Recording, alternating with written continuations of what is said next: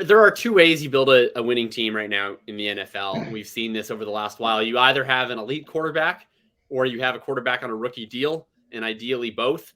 But how you don't win is having a okay to above average quarterback making 80% of the cap hit of the elite quarterbacks. You just can't compete that way. You're getting replacement level play, and you're pushing way too much pressure on the rest of your roster. I mean, we saw San Francisco get about as close as you can get this year doing that. But they had the benefit of Deebo Samuel on a rookie deal still, who's possibly the best player in the NFL. They still had Nick Bosa, who is one of the best defensive players in the NFL, still on his rookie deal.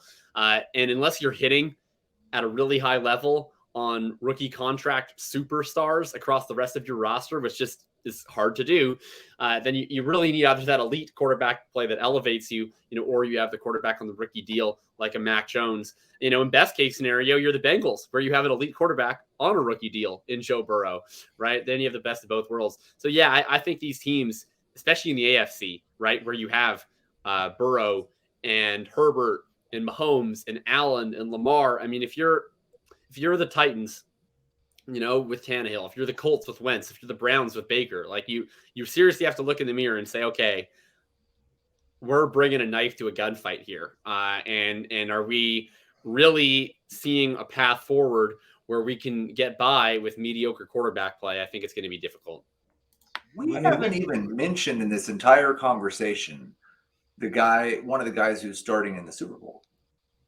Yeah, Matt Stafford. Like Stafford's right in that group, right? A year older, I think, than Russ. Is Matt Stafford elite now?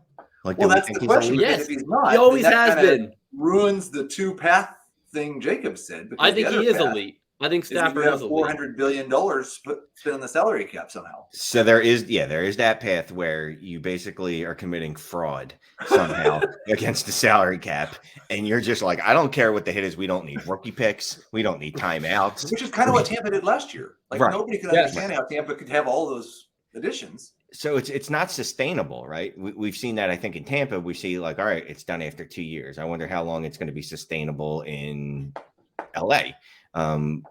Because they can't afford to bring anyone back. You know what I mean? Like unless Odell, well, maybe he does. He comes back on a minimum contract. And who's the defender they got? Von Miller. Yeah, unless he comes back on a minimum contract, which maybe they'll do because they've gotten paid and they're just like, I like winning titles. But yeah, maybe that is like the NBA. They if they have their bird rights and they could just extend like 80 million past the cap because everybody's bird rights. Look, so I'm going to equate this to dynasty football, man. If you've got the chips to go all in and win a title, I'm going to go all in, win a title, and I'll worry about next year. And, I'm not going to orphan the team or anything. I'm not going to be like saying, all right, guys, I got no picks left. And I won the title, so I've proven all I needed to. I'm out. No, what you do is you post a message in Sleeper at all, cutting down on my leagues this offseason. Sorry, guys, it's been a blast. I'll do my best to find a replacement. And then you go to Twitter 48 hours later.